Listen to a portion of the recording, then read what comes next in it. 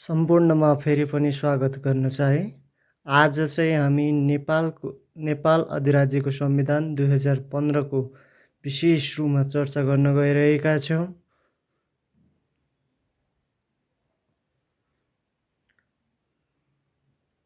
नेपाल अधिराज्य संविधान 2015 फागुन 1 गते जारी भएको थियो।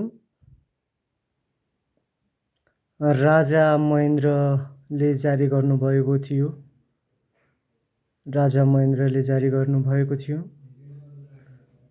जसमा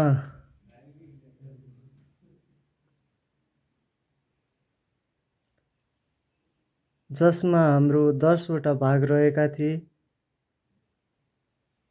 77 वटा धारा र 3 अनुसूचीको व्यवस्था रहेको थियो।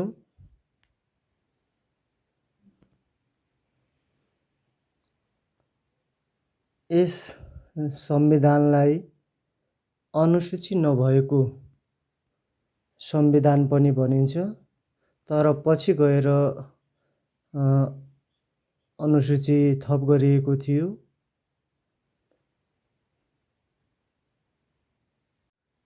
यस संविधानमा विदेशी संविधानविदको पनि सुझाव समेटिएको थियो। सर आइभर जेनिङ्सको सहभागिता जनाउनु भएको थियो। उहाँले चाहिँ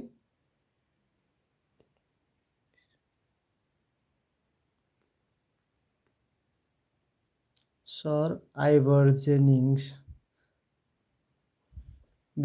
विदेशी संविधानविदको सुझाव समेटिएको थियो।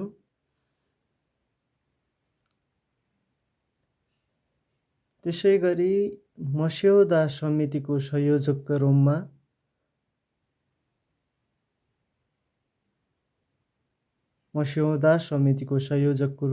भगवती प्रसाद सिंह रहनुभएको थियो, जसमा 5 वटा सदस्य रहेका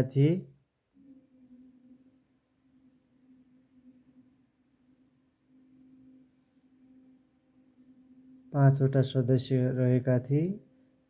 सबैभन्दा छोटो समय लागू भएको संविधान भनेकै नेपाल अधिराज्यको संविधान 2015 लाई जनाउँछ।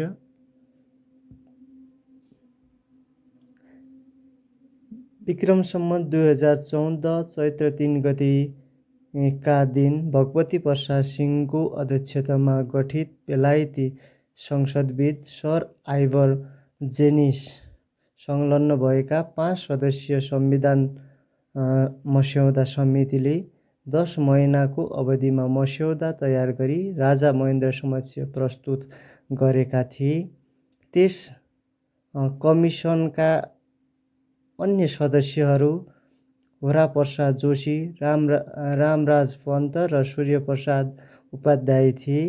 यो संविधान राजा महेन्द्रबाट 2015 साल फागुन 1 गते जारी भएको थियो।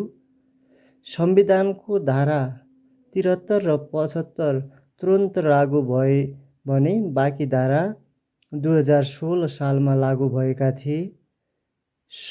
यसै संविधानको आधारमा फागुन 7, 2015 देखि मुलुकका प्रथम आम निर्वाचन भयो। यसमा 109 सदस्यीय प्रतिनिधि सभा, मन्त्रीमण्डल, प्रतिनिधि सभा प्रति उत्तरदायी हुने कार्यपालिका, व्यवस्थापालिका, स्वतन्त्र न्यायालय, लोकसेवा आयोग, हिसाब जाँच र नागरिकताहरूको मौलिक अधिकारहरूको व्यवस्था थियो। यसमा 7 भाग, 77 धारा र 3 अनुसूची भएको यो संविधान राजा महेन्द्रबाट विक्रम सम्वत 2019 मा खारेज गरिएको थियो। Thank you so much all of you for your listening and giving your valuable time and support.